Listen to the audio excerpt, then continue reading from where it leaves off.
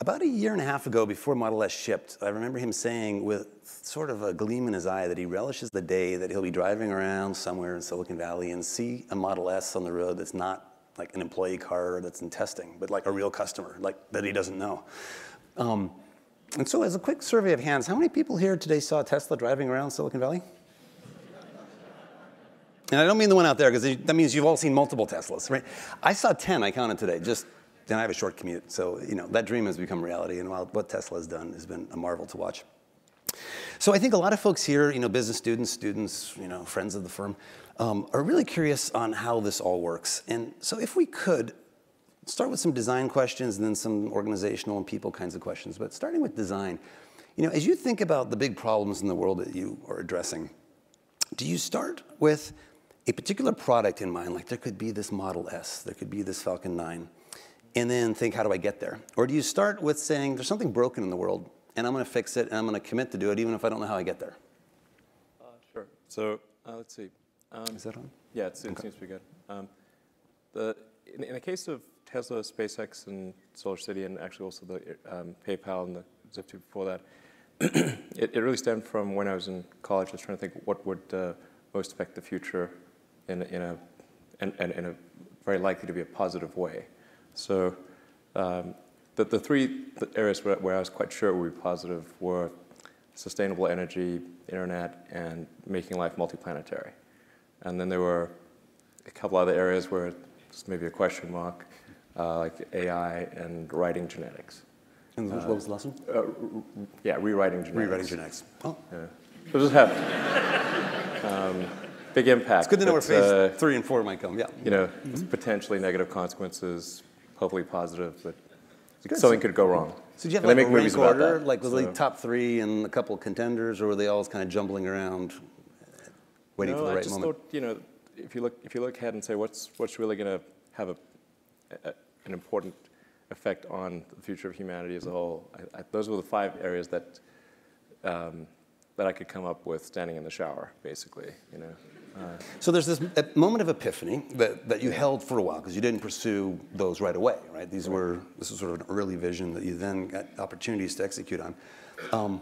Yeah. So maybe if we pick an example like Tesla going towards the Model S or SpaceX going towards the Falcon 9, do you commit the team, yourself, your resources to that endeavor, now a little farther along, when you have the end point in mind, or just let's say the cost of goods analysis for the rocket, or gosh, EVs should be better than internal combustion engines, just in general, I'll commit.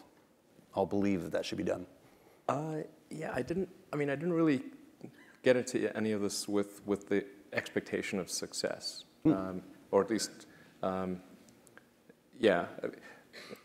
I started out with thinking, okay, I'm going to do something in the electric vehicle space, and that's why I originally came to Stanford, was to work on advanced energy storage technologies, in particular ultracapacitors. So that was continuing on research that I'd done as an intern in Silicon Valley in the summer prior. So that's why I originally came out in '95. And then during that summer, I wrote some internet software, and I thought, okay, I can either work on electric vehicle technology, or I could sort of work on internet stuff. Try to do something with the internet. And I thought the internet would be something that would dramatically affect the future of humanity. It would be like acquiring a nervous system. And whereas previously communication would have to occur almost by osmosis, from one person to another, or slowly through telephone or mail or something like that. But now, if you have a nervous system, any part of the sort of human collective can know about any other part instantly. Previously you'd have to be at the sort of Library of Congress, even to have the Library of Congress's sort of information. But with everything digitized and access anywhere, you could be in a jungle in South America, and if you had just an internet link somehow, you'd have access to all of humanity's information. So it would actually effectively create a superorganism and fundamentally change the nature of humanity itself. So I just want to be kind of part of that. Is that the path to AI that you might see? It's actually not exactly AI. It's some sort of human-machine collective intelligence. So different from AI. Although AI may not turn out to be exactly what, hopefully not, it's not exactly what's like describing Terminator or something.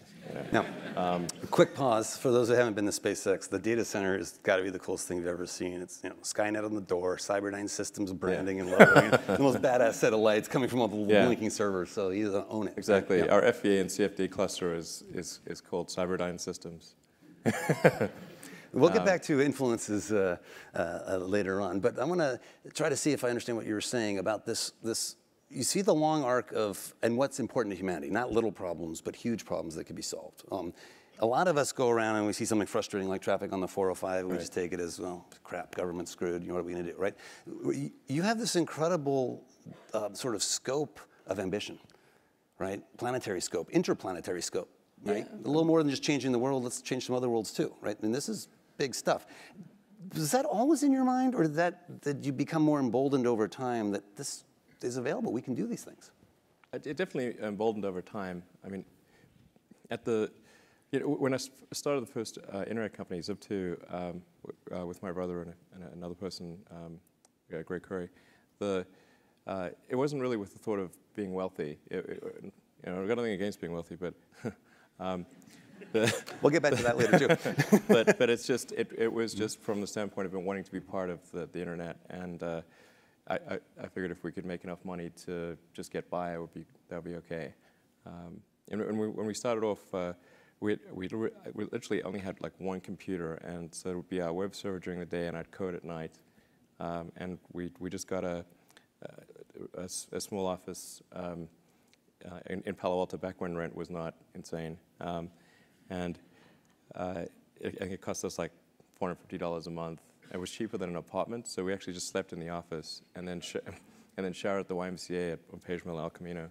So we'd walk over there and shower, and that was actually, I think that was when I first met you, by the way.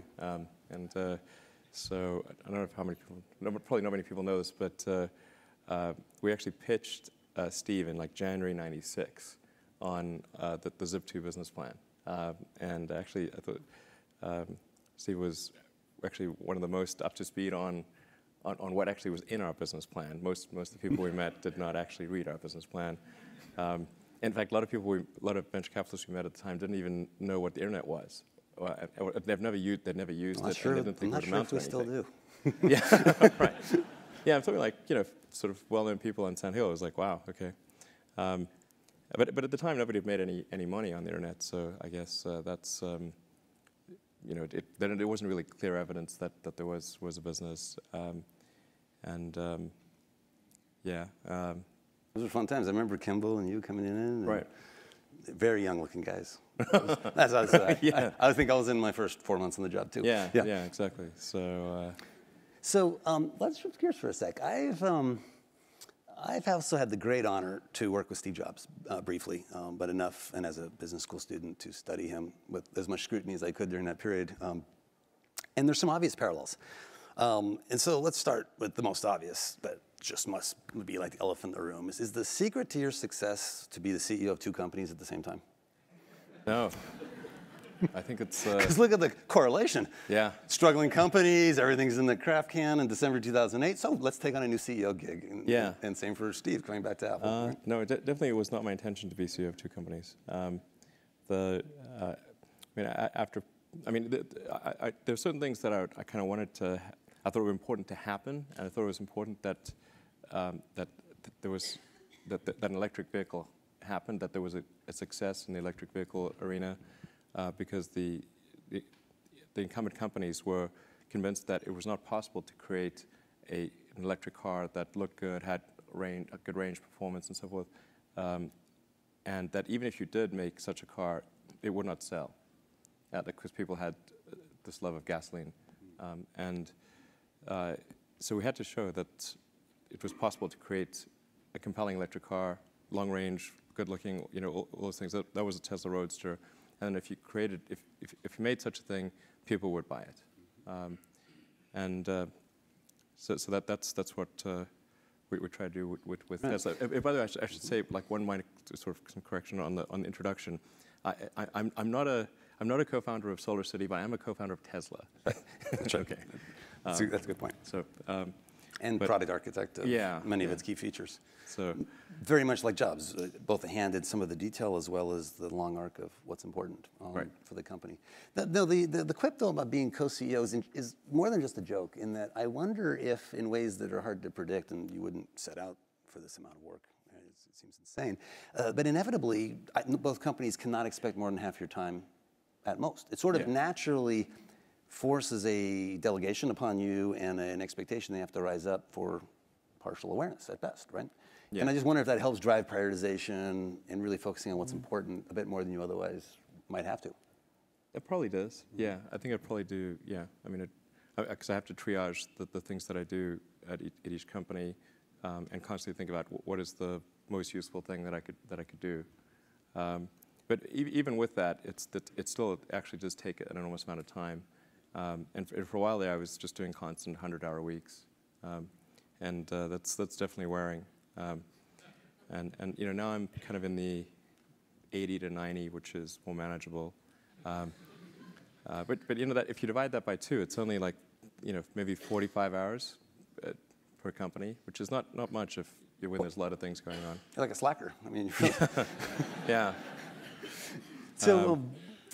You know, it is interesting also how you have a love for certain aspects of the product. So at SpaceX, you know the whole concept and the vision of going to Mars, backing into features and stuff. It's a wonderful thing to see. I think what obviously should strike folks in the room as remarkable is the diversity of industries that you've tackled, right? From commercial banking to the military-industrial complex to the automotive industry. These are heavily regulated industries that generally investors flee from, and startups routinely fail in, and they haven't seen much change for good reason over decades. So there might not be an obvious pattern in which industry you tend to thrive in, but I wonder if there's a pattern perhaps in process. Like, do you approach each of these perhaps the way a software architect might, to think of a different way to bring innovation, a different way to reset, you know, from first principles perhaps instead of iterating from the past, a breakthrough? And is there a reason you end up in these otherwise really tough industries? I mean, I don't know if that's ever occurred to you, that you don't, even with Solar City going up against the regulated utilities, none of these are places that you would normally find entrepreneurs. Yeah, like I said, it was not from the standpoint of like what's the best risk-adjusted rate of return, or you know, where do I think things can be successful. It's just like I think these things need to happen, try to make them happen, and certainly when we started SpaceX or Tesla, I thought the probability of success was less than 50%. You know, probably a fair bit less than 50%. In the case of Solar City, I thought the probability of success was probably greater than 50%, but it wasn't clear what the magnitude of success would be. It could just be small, yeah, but it was. I mean, I just thought these were things that needed to get done, and even if the money's lost, okay, it's still worth trying. So you had conviction, but it didn't mean certainty, right? You knew that all vehicles would be electric in your heart, but not ultimately, that Tesla would necessarily yes. succeed. I mean, I think the sort of fundamental good that Tesla can accomplish is acceleration of the inevitable, which is electric transportation. But I think there's a lot of value to accelerating, even though I think it's somewhat inevitable. There's value to accelerating it to minimize the environmental and economic damage that would otherwise occur. So, you know, it's better if we transition to sustainable transport 10 years or maybe 20 years sooner than might otherwise be the case. Right. And I think the Tesla's effect has been much greater than the cars that's made internally, because when we announced the Tesla Roadster, then Bob Lutz, who was vice chairman of GM at the time, saw our press release and said, if a small company in California can do it, then so can GM. And he took it to his engineers, who told him that you couldn't build an electric car, and told him that they needed to get going. And that's what got the Bolt rolling, and that in turn got Nissan to do the Leaf, and so it's kind of got things going. And ultimately, it's what we induce other companies to do that will have a greater impact than the cars we make ourselves. You know, it's an interesting point I'm going to come back to later, this idea that Tesla's founding mission is, as Elon has articulated from the very beginning through the most recent reports to the public, is to catalyze an industry shift that Tesla will be some part of, but to help others in that shift as well, which is remarkable. Right. So we supply powertrains to Toyota and to Mercedes, Exactly. for example. So help what could be viewed as your biggest competitors one day, you know, absolutely. to in fact accelerate that. Before we get to that sort of purpose-driven mission, I do want to ask, or at least maybe make sure the audience realizes how cool this car is, and so Elon doesn't have to do this. In case you haven't been as much of a fan as the two of us, it's a bit unprecedented, the reviews it's received. Consumer Reports saying it's the best car they've ever tested. Road and Track saying it's the most important car in America's history. The safety testing showing it's the most safe car ever manufactured, by far, including vans and SUVs. And so it's pretty remarkable to peg performance, desirability, safety, and all these parameters. So is it luck, or is there something particularly unique about the EV design space that let it be possible to build the best car? Well, I think luck does play some role here, but I think electric vehicles have a fundamental architectural advantage. If one designs an electric vehicle from the ground up and takes advantage of what's possible, like if you just were to convert a gasoline car, you would not achieve these advantages. But if it's properly done, you can actually package the battery pack in the floor pan and achieve a low center of mass and have a very compact motor and inverter and gearbox, so that the actual usable space in the car is significantly greater than a gasoline car of the same overall external dimensions. And then if you do a few other things, which aren't necessarily specifically related to an electric car, like using an aluminum body and chassis is helpful because you can absorb more energy per unit mass, essentially, in a crash. Like a Kruppel zone.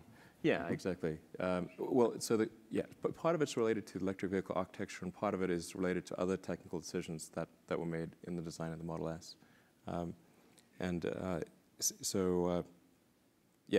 what leads to sort of having a high safety I mean, I don't want to sort of go into too much detail because it might take up too much time, but like I wrote a blog piece. Did you know some of those things at the get-go, or did they unveil themselves as you went along? Like, I'm just curious how the vision materializes. For example, like along either the product dimensions, like it will have all these great features, like at the get-go, did they all gel? And then secondly, I'm also curious, when did you first know that all vehicles would be electric? Like, was that early, that was medium? probably 22 years ago, something like that. Before you met Tesla? Way before there was Tesla. Way before there was Tesla. Oh yeah. Well, like I said, Wow. When I originally came out, when I was studying physics at Penn, that's probably when I thought it was the case. Or maybe sooner than that. Probably when I was in my sophomore year in college. And did you have certainty in your heart? Yeah, absolutely. It's super obvious. Yes, now it is. And there are some I think doubters. it was super obvious then, but yeah. This is what blows my mind, because even like 3 years ago, most people probably didn't agree with this point of view. And if I could be confident of any prediction I could make, it's that within 10 years, all people will be of this point of view. But we won't have made the transition yet, but we'll realize that it's a ridiculous debate to be having. You were a lone voice of sorts back then, probably amongst your cohort and friends and social connections. Yeah, actually, I used to talk to dates about electric cars. How'd that go? It wasn't helpful. It got better. Yeah, so actually I ran into a girl I dated briefly in Canada, Christy Nicholson. She's now a writer for Scientific American. And she mentioned, when we went on a date, I asked her, do you ever think about electric cars? And she said, no, I don't. So yeah, it was a while back. Almost everything's electric that we have in our daily lives. Mm-hmm. So it was from the physics of it. The heat loss of an internal combustion engine it's pretty amazing. Pretty amazing. So I want to share a little story that leads to a question along a different angle. I don't think you've heard this before, but I find it fascinating. I was at a lunch at a Google event, and out of the blue, with no expectation this would be a topic, Larry Page turned to me, knowing a little bit about our connection, and said, how much money do I have? And he mentioned a number. I thought that was cute, that he was trying to recall that. He goes, if I were to get hit by a bus today, I should leave all of it to Elon Musk. Really? Yeah. He said that? Yeah. And so I'm like, paper or pen? Can we please get this down on? Yes. So he likes zingers. I He know likes that to, actually. Like yes. he's a good friend of mine. So context is important. Actually, because, I met Larry before he got venture funding. Oh, really? So yeah. So this like 97 Back in the garage or days? something. Yep. Yeah. Wow. Well, he's a remarkable guy. Obviously, also an underachiever, and has a company that wants to do good in the world, right? Yeah. And I think he looks at you with a bit of envy, because what he then proceeded to say was, I could give my money to a nonprofit, and a lot less would get done than a corporation that's pursuing things that are directly aligned with things I care about, like getting off of oil and colonizing other planets. He believes in those missions, and thinks that a corporation, if endowed with the right to do that as its business purpose, is the best vehicle out there, and wishes he could do more of that in his own life. He compared poignantly, I think, to some other software companies in the Pacific Northwest who might have executives who do evil for the first part of their career, then do good for the second half, and then the sad story of others who never get to the second half of their life, like Steve Jobs. Not in a joking way. I mean seriously, and it was a very deep moment. So it raises the question of a purpose-driven business. So you've heard already that Tesla is not just trying to make money. That is not the priority. In fact, if you read the most recent shareholder letter, it says profits are not. In fact, I started off the shareholder letter saying the profits are not our primary goal, and then I got a little bit of some of the board members who questioned that statement, and I was like, well, it's true, And well, like for now, or like just while we're growing, but no, just not the priority. Which I think in a business school is a really good point to dwell on for a moment. Yep. Yeah, it's not that I think they're unimportant or anything. It's just not the primary goal. That's right. And I actually told people that on the IPO as well. And so it's not like new information, or at least if people had watched the IPO, it's not new information. And actually, amazingly, the stock went up after that. I think there's a profound reason. I mean, you see the benefits of being focused on something that's a higher calling as your primary motivation. Your employees love it, the customers love it, partners love it, right? Yeah. And you feel better about your job. The interesting thing, the irony perhaps, is that, at least within our portfolio, the companies that have that kind of a founding principle actually make more profit and grow their revenue more quickly than the ones that don't. It's this low sample set, but the handful that have taken this bold of a step to say, no, that we will not make that our number one priority, actually do a great job. And it occurred to me, and I don't know if this was conscious in your head at some point, that if you weren't wildly profitable, the auto industry wouldn't follow you. In other words, this whole mission of catalyzing a shift to a new electric vehicle isn't going to work if the business model is worse than the current business model. And so, it's the obvious byproduct of what you're focusing on. Well, not obvious, but it occurs to me that it's a byproduct. It wasn't obvious at first at all. But I'm curious if that thought occurred to you that, the profits will come. Or, well, we have to generate positive cash flow, or we have to generate enough cash flow to fund future developments, which requires having a good gross margin. And so I guess one could just say, okay, well, we're going to stop developing new products, and then you would be really profitable. So at any given point, you could sort of say, well, we could be profitable, at this point in a significant way. But we've got these great things that we want to develop for the future, and they're a good investment, and that's what we're doing. And similarly at SpaceX, the founding vision was to colonize Mars. Indirectly. Again, interestingly, catalyzing others to move. And then you realized, hey, I've got to actually lead this charge, right? Yeah, well, I mean, with SpaceX, originally I started off just thinking, well, how do I increase NASA's budget? Actually, that was my goal. So it was like 2001, with just talking to a friend of mine, and he asked me what I was going to do after PayPal, and I thought, well, I was wondering, like, I'd like to get involved in space, but I just didn't think there was anything I could do as an individual. But I was curious as to when NASA would be sending a team to Mars, because that was always going to be the thing to do after the moon. I figured that there'd be some plan, and I'd just go to the website and I could read the schedule.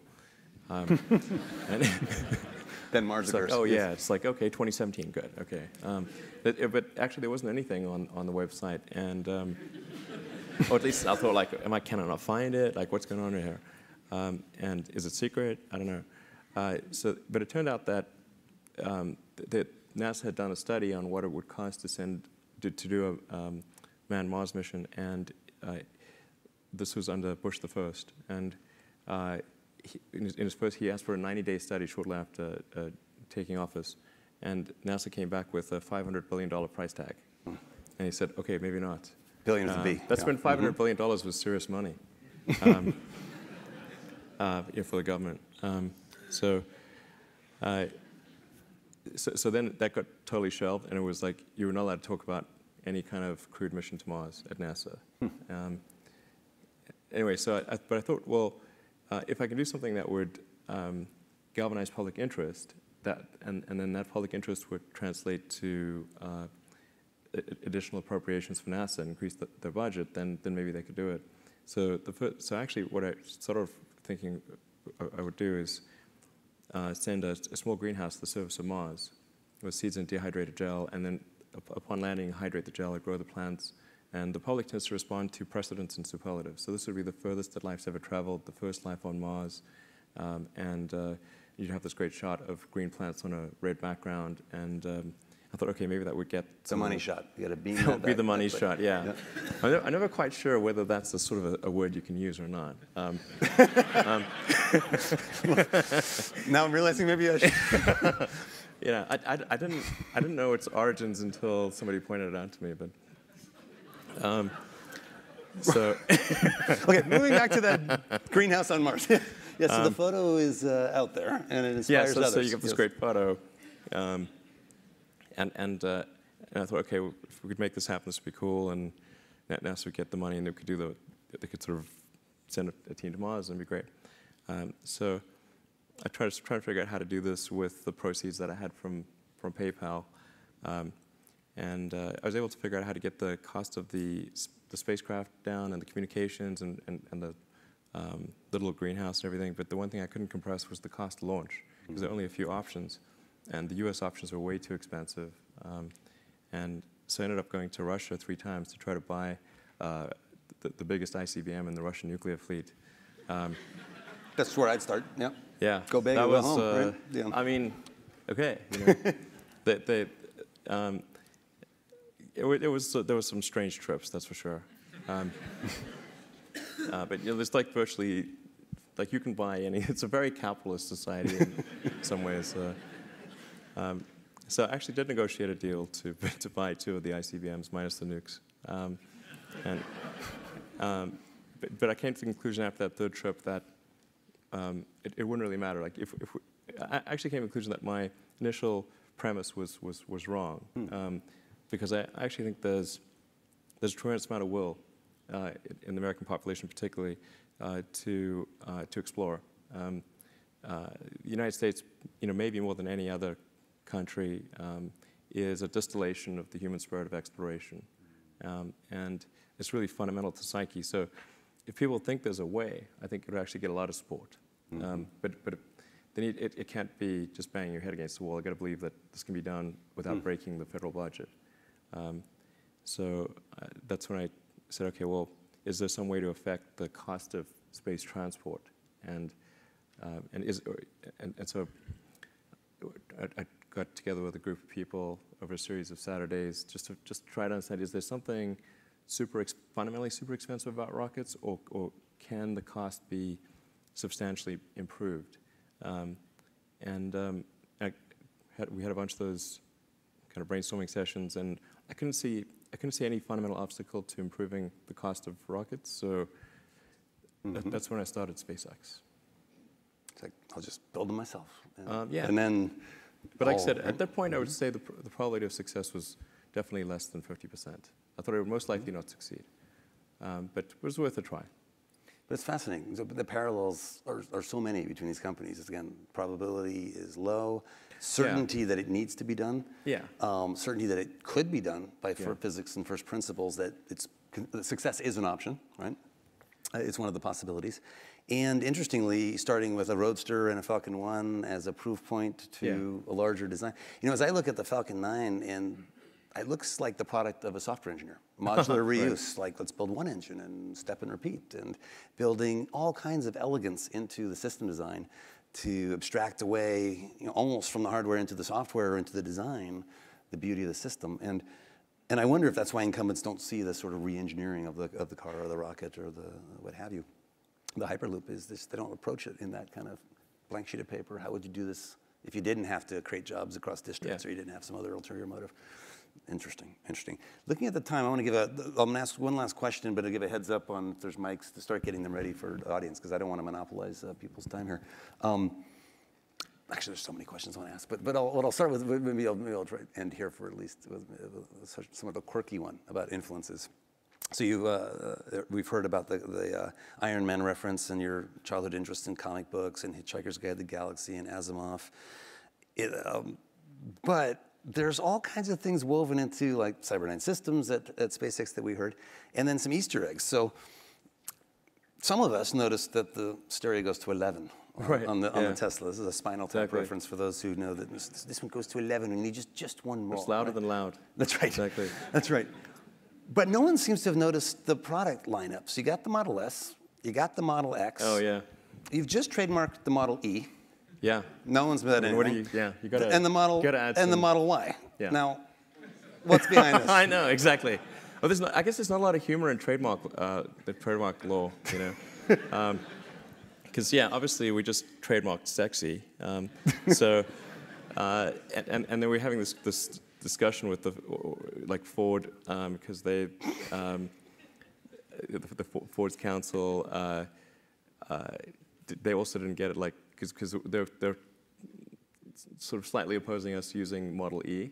And then they saw that we registered Model Y, and they said, "Oh, you're planning to use Model Y instead of Model E?" Like, no, it was just a joke. Right, we don't do that. Like, what does it spell? Come on. Fantastic. Well, do we, I'll keep going if we don't, but do we have microphones for folks if they want to ask questions? Okay, let's do a quick, see if anyone, oh my gosh, yes, we have some. Why don't we do that? Let's take a couple questions from the audience. And I'll let you guys figure out how to do the allocations. Thank you very much. I've heard you talk about supersonic aircraft. You guys have done some beautiful work at SpaceX on VTOL. Clearly, Tesla is focused on electric. Have you thought about the synergies of electric and VTOL and aircraft for solving the 405 challenge? For solving the 405 problem, well, I mean, I do think there's a and really VTOL, vertical takeoff and landing. Right. Sorry, vertical takeoff and landing is VTOL, I do think there's a really I think the optimal sort of air transport solution is a VTOL electric supersonic plane, and it actually works together quite well for a bunch of reasons. In particular, the higher you go, the better the more efficient the electric aircraft is. Whereas if you have a combustion aircraft, as you get higher, it tends to get worse because you have a kind of a fixed aperture and air scoop. Yeah, like the engine is the hole in the front of the engine is a fixed size, and so you have to pick a particular cruising altitude, and so you've got to figure out how do you get the right amount of air at sea level all the way through really high altitude. And then you've got this issue of supersonic combustion that so you end up having to slow the air down, and it ends up being not that efficient. But an electric aircraft would just get better and better as it got higher. And then electric motors have a higher power to weight ratio than a combustion engine, so you could actually have the power to do the vertical takeoff and landing part with a fairly small motor compared to combustion. And then you could get rid of the elevator and rudder, so you don't need the rear control surfaces if you gimbal the motor. Gotcha. So it starts to look like a pod craft, like in Oblivion or something. Right. So it's something not quite. The real trick of it is like how do you make it really long range and at least as safe as existing aircraft. Those are really the only two questions on that front, I think. But they're tricky. They're certainly tricky. Don't underestimate those two questions. Great. Let's go to the next one, or whoever has a mic, however we're doing the allocation fairly and efficiently. Maybe give him a hand. Okay, no, that we have someone. Great. Hi, Yan Gu, GSP 94. Hey, Steve. Hi. Long time no see. One question, is Tesla going to expand worldwide? And I think GSP is going to host China 2.0 tomorrow. And do you have any plans to go into the biggest car market today? But I know you were a little concerned through another friend of mine. I actually asked you indirectly a few years ago that you were concerned about the secret and the parroting in the Chinese market. Are you still concerned about that, or you have a strategy? Yeah, so Tesla's definitely going to ship worldwide. In fact, the Tesla Roadster is in 31 countries right now, and we expect to ship the Model S to China starting next year, as well as to Japan and Hong Kong and Singapore and a number of other, and Australia. And so really, it's going to be quite widely distributed next year. Certainly, China is an extremely important market. In fact, for premium sedans, China is about half the world market for premium sedans. So if you take something growing, right? Yeah, if you take something like the Mercedes S-Class, but last year 54% of Mercedes S-Classes were sold in China. So a pretty important market. Yeah, so we're going to definitely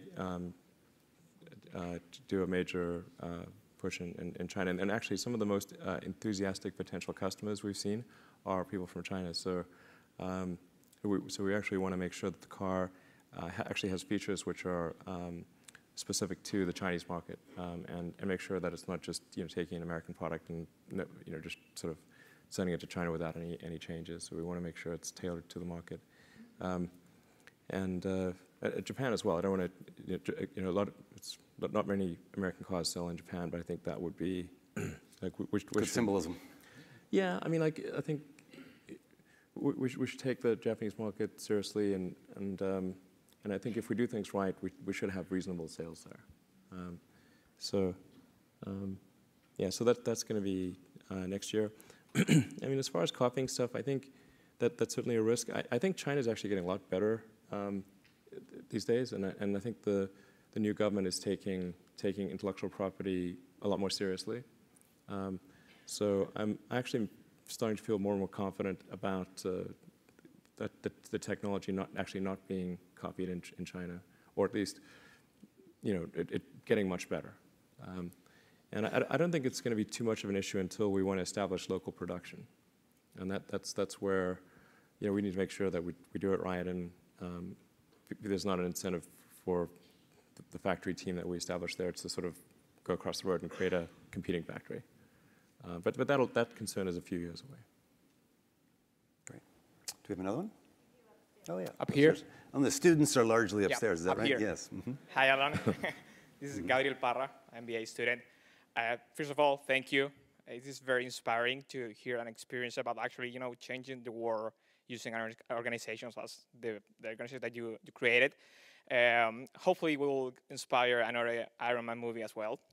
And I was wondering if you can tell us more about the experience about, how to balance, those trade-offs between your profits and, following purpose that goes further than just make money. You are trying to change the world, work for the humanity rather than just make profits in the short term. So what was the question? I'm not sure if I got it. How do you balance? Okay, how do you balance? Sorry. Well, yeah. Well, I mean, first of all, I should say, with all of the companies, but I think particularly SpaceX and Tesla, although they're in a good position today, they went through some super tough times, and in fact, for SpaceX, I reserved capital to have 3 launch failures, or to withstand 2 launch failures and have the 3rd one be a success, sort of 3 strikes. And actually, we had 3 launch failures. We were just able to scrape enough money together for a 4th flight that succeeded in 2008. And also in 2008, as Steve knows, we got the Tesla financing round done on the last hour of the last day. It was like 6 p.m., December 24th, 2008. And if we hadn't gotten it done then, the company would have gone bankrupt a few days after Christmas.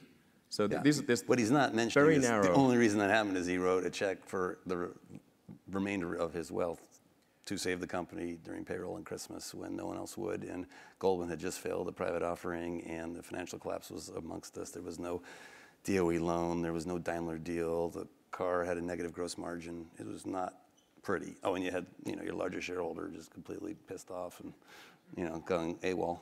Yeah. Yeah. It was ugly. Yeah. Yeah. It was a stressful period. And that was just at work. I mean, Yeah. right. So for a while there really wasn't a question of profit or non-profit. It was like, we need to live. How do we live? So that was the main challenge. And now, I mean, now we're at the sort of the stage where we can say, okay, we can shift the dial between, we could make, let's say at this point, a medium amount of profit or a small amount. We've sort of chosen to make a small amount because we can reinvest the cash flow into future products. So now right now we're reinvesting the cash flow into developing the Model X, which is an SUV, and to increasing the production capacity of the factory, and doing a little bit of advanced planning on the third generation vehicle that'll be a mass market, sort of affordable, compelling electric car. So that's really, I guess, what's meant by, in this case, not pursuing. We're not trying to maximize profit at this point because it would constrain the business, the growth of the business, and constrain the overall objective of transitioning the world towards electric cars. So I got nothing against profit in general, but it's not. I mean, I actually don't think it's the smart move. I mean, if one were to take net present value of future cash flows, I think maximizing profit at this stage is actually not the smart move. And it's interesting because earlier I said we'd get back to it. You mentioned that your goal was not to start a company that has the chance of making the most money for you the quickest, right? Yeah. And that the wealth personally is almost a byproduct of these activities of passion. And by analogy, like in the investment field in venture capital, you could look for the thing that'll make the most money the quickest, right? Like a new ad network for social media. But who cares? Right? Like it really just doesn't help the world in any meaningful way. And there are if you take a longer term perspective, there are things you could do that don't answer the short term question of what's going to make me the most money this year or this 5-year period, but over 20 years. Focusing on those, ironically, he may make the most money, right, of any entrepreneur, or these companies might be more profitable than their cohort that doesn't follow that same purpose-driven kind of almost messianic zeal. So the balance question almost implies a dichotomy that may not be opposed, but maybe aligned if you orchestrate it right. Yeah, maybe more of a short-term versus long-term approach. Yeah, exactly. Great. Do we have a hand up here? Oh, Up here? Another one up here? Sure. Up here. This will be the last question. Oh, is this the last question? Okay. Yes, from your current car marketing strategy, you could say that your car is directed towards the luxury car marketplace, so that's a fairly well-defined market. Do you have any plans for expanding it to the general marketplace to, say, make a car for the masses, which might be maybe in the $25,000 to $35,000 range? Yeah, absolutely. Good question, then. In fact, for the first blog piece I wrote for Tesla was the Tesla master plan, which is to start off with an expensive low-volume vehicle, then go to a mid-price, mid-volume, and then sort of low-price, high-volume. So we're kind of in phase 2, and with our third-generation vehicle, we expect to be somewhere in the $30,000 to $35,000 range for the car, which when you take into account the savings from the use of electricity instead of gasoline, is more like comparing it in the US to about a $28,000 car, or in Europe to a $22,000 car. And the maintenance is much less, the fuel costs are much lower. Yeah, absolutely. That's right. Well, great. Well, I want to thank you very much for this and transition to the closing segment of our evening. Thank you. All right. Thanks.